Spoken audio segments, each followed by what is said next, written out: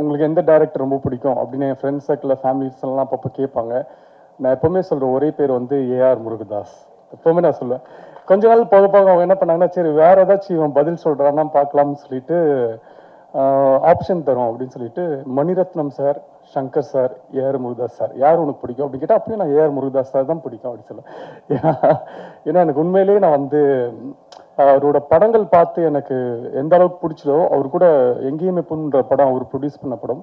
So அந்த படத்தில் நடிக்கும் போது அவரோட கேரக்டர் அந்த பிஹேவியர்ஸ்லாம் பார்த்து நிறைய அவர் நான் ஃபாலோ பண்ண ஆரம்பிச்சிட்டேன் அவருக்கே தெரியாமல்.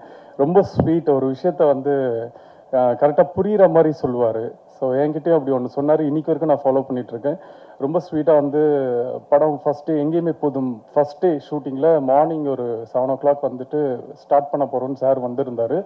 அப்புறம் என்கிட்ட வந்து உங்ககிட்ட ஒரு ஒரு சின்ன ரிக்வெஸ்ட் அப்படின்னாரு. சார் சொல்லுங்கள் சார் அப்படின்னா, நீங்கள் வந்து ஷூட்டிங் டைமில் மட்டும் கொஞ்சம் ஏர்லியராக தூங்கிடுங்க. ஏன்னா நீங்கள் லேட்டாக தூங்குனீங்கன்னா அதுக்கப்புறம் அது ஒரு டார்க் சர்க்கிள்ஸ் வரும். நீங்கள் அதை ஹைட் பண்ணுறதுக்கு ஒரு மேக்கப் போடுவீங்க. அந்த மேக்கப்பை பேலன்ஸ் பண்ணுறதுக்கு கேமராமேன் சார் வந்து லைட்ஸ்லாம் செட் பண்ணணும். ஸோ அது அப்படின்னு எல்லாமே மாறும். ஸோ உங்களோட ஒரு சின்ன தூக்கம் வந்து பின்னாடி உங்களோட வேலைகள் இவ்வளோ பாதிக்கும் அப்படின்னு சொன்னது எனக்கு அவ்வளோ புரிஞ்சுது. சார் நான் ஜென்ரலாகவே சீக்கிரம் தூங்கிடுவேன் சார், பட் இன்னிலேருந்து நான் சீக்கிரம் தூங்கிடுறேன் சார் அப்படின்ட்டு